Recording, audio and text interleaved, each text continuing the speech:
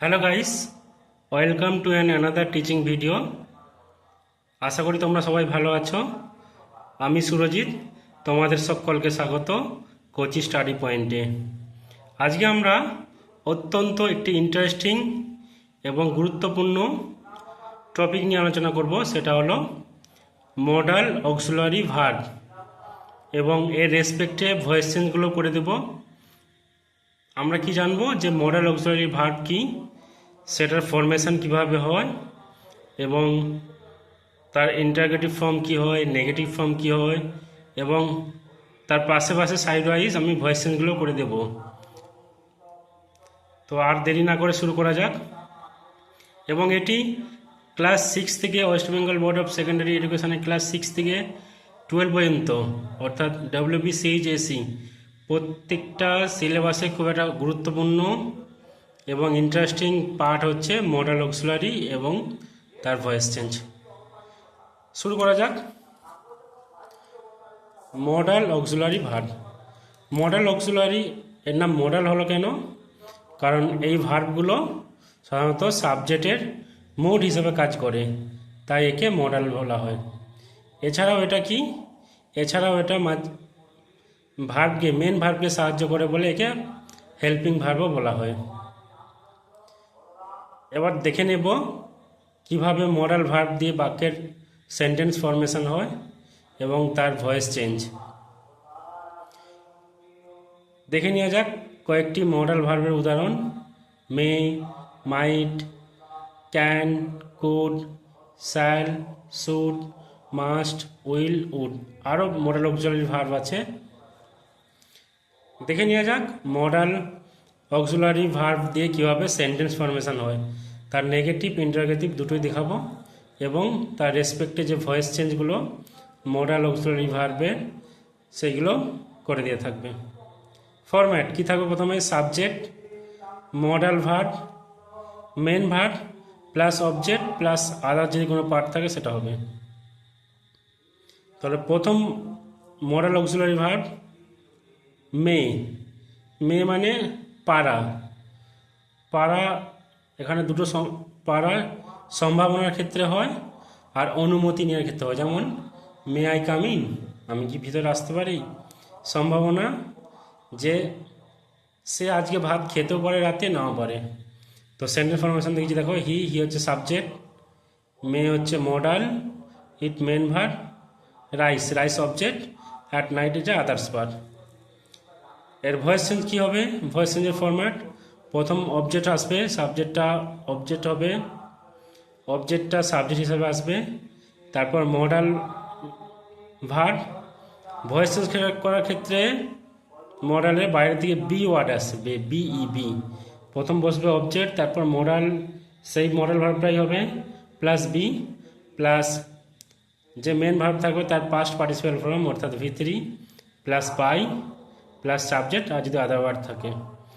By কিন্তু percent অনুসারে হবে, বাই সব সময় নাও হতে পারে, পার্সেন্ট হিসাবে ভ্যারি করে। এরপর দেখে নিয়ে যাক মডাল ভার্বের নেগেটিভ ফরম্যাট কীরকম হয়। একই নিয়ম, প্রথমে আসবে সাবজেক্ট, তারপর modal verb plus not plus main verb plus object আর যদি আদার্স ওয়ার্ড থাকে আদার্স ওয়ার্ড হবে। He may not eat rice at night. Voice change কী হবে? রাইস যেহেতু অবজেক্ট তাহলে রাইস আগে আসবে। এখানে অনেকে গুলিয়ে ফেলে যে মডাল ভার্বের পরে নোটটা বসাবে না মডাল ভার্বের আগে নোটটা বসাবে। তো এই ক্ষেত্রে তোমাদের বলে রাখি, নেগেটিভ সেন্টেন্স করার ক্ষেত্রে সবসময় মডাল ভার্বের পরেই আমরা নোটটা বসাবো এবং তারপরেই দেবো মেন ভার্ব। অর্থাৎ প্রথম অবজেক্ট রাইস, তারপর দেব রাইস, তারপর মে, তারপর নোট। দেখতে পেয়েছ এই মডাল অক্সিলারি ভার্ব, এরপর নোট, তারপর মেন ভার্ব আসবে। আর যেহেতু বি হয় তাহলে বিটা আনতে হবে। Rice may not be eaten by him at night.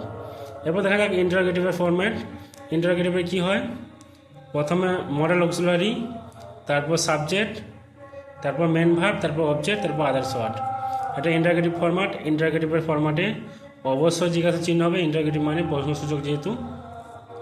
এর ভয়েস চেঞ্জের নিয়ম কী হবে, প্রথমে মডেল আসবে মে, তারপরে আসবে কি অবজেক্ট রাইস ছিল রাইস প্লাস বি, কারণ ভয়েসের ক্ষেত্রে মডেল অক্সিলারি ভার্বের ভয়েসের ক্ষেত্রে বাইরে থেকে বি আসে, plus past participle form V3 eaten by him. এরপর দেখা যাক মাইট মেয়ের পাস্ট ফর্ম হচ্ছে মাইট মানে সম্ভাবনা বা সৌজন্য। You might use my phone, ইউটা subject, might model auxiliary, use main verb my car. তো এর ভয়েস কী হবে, মাই কারটা তাহলে আগে আসবে, মাই কার, তারপর কী হবে মাইট, এবার ভয়েস করার ক্ষেত্রে বাইরে থেকে বি ওয়ার্ডটা আসবে। আর ইউজের past participle form used by you. Negative format কী হবে তোমরা নিজেরাই করো, প্রথমে আসবে সাবজেক্ট অর্থাৎ ইউ, তারপর আসবে মডেল অক্সিলারি মাইট, তারপর কি আসবে নট, তারপর কি আসবে মেন ভার্ব, তারপর অবজেক্ট। তো এটার ভয়েস দেখে নাও কী হবে, অবজেক্ট আগে মাই কার, তারপর মডেল অক্সিলারি আসলো, এরপরেই চলে আসবে নট, একটা ভার্বের পর নট, তারপর বি, তারপর V3 ইউজড বাই ইউ। এরপর ইন্টারোগেটিভ সেন্টেন্স দেখে নাও।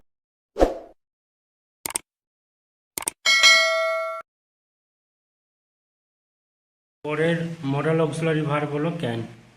আশা করি তোমরা সবাই বুঝতে পেরেছো মে মাইট দিয়ে। এরপর তোমরা খাতা পেন নাও, নিয়ে আমার সঙ্গে আগে মডেল অক্সিলারি দিয়ে সেন্টেন্স লিখো, তার রেসপেক্টে তার নেগেটিভ ইন্টারোগেটিভ দুটোই লিখো এবং সাইড ওয়াইজ ভয়েসগুলো নিজেরা করো, তারপর উত্তরগুলো চেক করে নাও। ক্যান মানে পারা। ক্যান কখন ব্যবহার করা হয়, যখন সামর্থ্য বোঝায় বা অনুমতি নেওয়া হয় বা অনুরোধ করা হয়। যেমন I can solve this question, আমি এই প্রশ্নটার সমাধান করতে পারি। তো এখানে সাবজেক্ট আই, মডেল অক্সিলারি হচ্ছে can, solve main verb, the question object.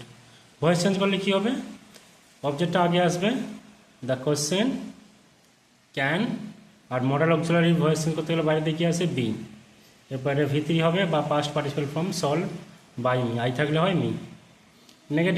Negative কী হয় করতে হয়, প্রথম সাবজেক্ট, তারপর মডেল অক্সিলারি ভার্ব, তারপরে নট খাইয়ে দিতে হয়। I can not solve the question, আমি এই প্রশ্নের উত্তরটা করতে পারবো না। তাহলে ভয়েস কী হবে, দ্য কোশ্চেন অবজেক্ট, তাহলে এটি সাবজেক্ট হবে দ্য কোশ্চেন, তারপর ক্যান।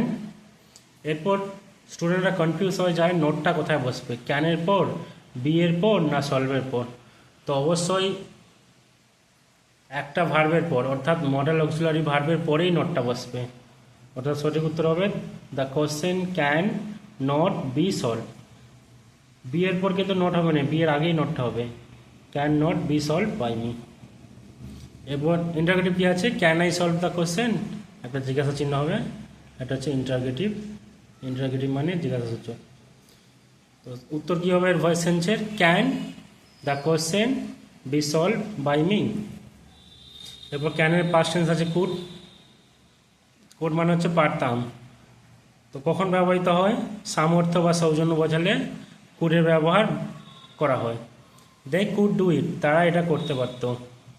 তো এটা ভয়েস চেঞ্জ কী হবে, এটা সাবজেক্ট, এটা মডেল অক্সিলারি, এটা মেন ভার্ব, এটা অবজেক্ট। তাহলে এর ভয়েস চেঞ্জ কী হবে, আগে অবজেক্ট আসবে ইট কুড, আর ভয়েস চেঞ্জ করার জন্য বাইরে থেকে be done by them. Negative ফরম্যাটে কী আছে, they could not do it, তাহলে দে কুড, তারপরে দেখেছি তো নোট চলে এসছে, তারপর মেন ভার্ব, তারপর অবজেক্ট। তাহলে এটা ভয়েস করার জন্য করতে গেলে কী হবে, আগে অবজেক্ট আসবে ইট কুড, তারপরে নোট চলে আসবে not be done by them. এরপর তিনেরটা could they do it, interrogative, আগে মডেল অক্সিলারি, তারপর অবজেক্ট সাবজেক্ট, তারপর মেন ভার্ব, তারপর অবজেক্ট। এটা হচ্ছে ইন্টারোগেটিভের ফরম্যাট। তাহলে এটা ভয়েস কী হবে, could it be done by them, এবং শেষে জিজ্ঞাসা চিহ্ন হবে। ভয়েস চেঞ্জে ইন্টারোগেটিভ হলে ভয়েস চেঞ্জও ইন্টারোগেটিভ হয়ে হবে। চারটা একটা করতে দিয়েছি তোমাদেরকে, তোমরা নিজেরা করবে। She could cook a dish, সে রান্না করতে পারতো। এটা টেন্স, ইন্টারোগেটিভ, নেগেটিভ তিনটে করবে এবং তার রেসপেক্টে ভয়েস চেঞ্জগুলো করে দেখাবে। এরপর আছে শুড হচ্ছে স্যালেড পাস্ট ফর্ম, যখন উপদেশ বা উচিত এই অর্থে সাধারণত আমরা শুড ব্যবহার করি। We should help the man, আমাদের উচিত লোকটাকে সাহায্য করা। তাহলে subject, modal auxiliary, main verb, the man object. তাহলে ভয়েস চেঞ্জ কী হবে? অবজেক্টটা সাবজেক্ট হিসেবে আসবে দ্য ম্যান, তারপর শুড মডেল অক্সিলারি, তারপর বি আসবে বাইরে দিকে, be help by us, we থাকলে হয় আস। নেগেটিভ কী আছে? We should not help the man. এর ভয়েস চেঞ্জ করলে কী হবে? দ্য ম্যান শুড, তারপর নট, তারপর be help by us. Interrogative কী আছে? Should we help the man.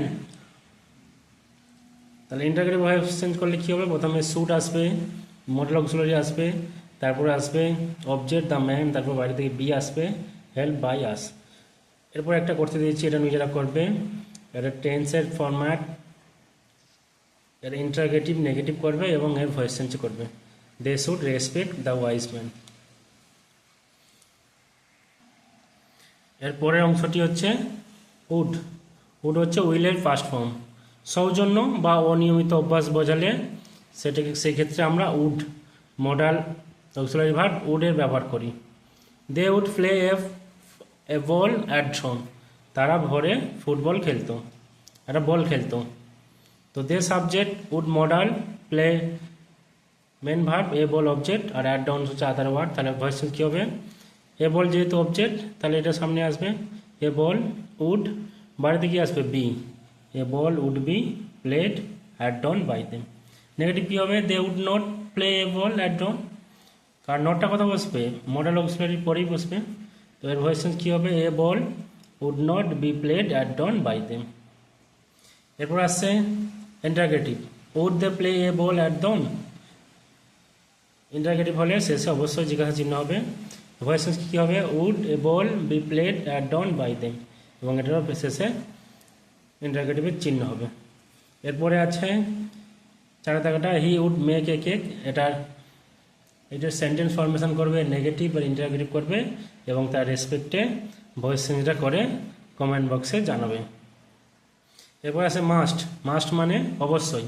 যখন কোনো একটা জিনিস বাধ্যতামূলক বা নিশ্চয়তা বা অনুমান থাকবে, তখন আমরা মাস্ট ব্যবহার করব। Ram must help the woman, রামের মহিলাটাকে অবশ্যই সাহায্য করা উচিত।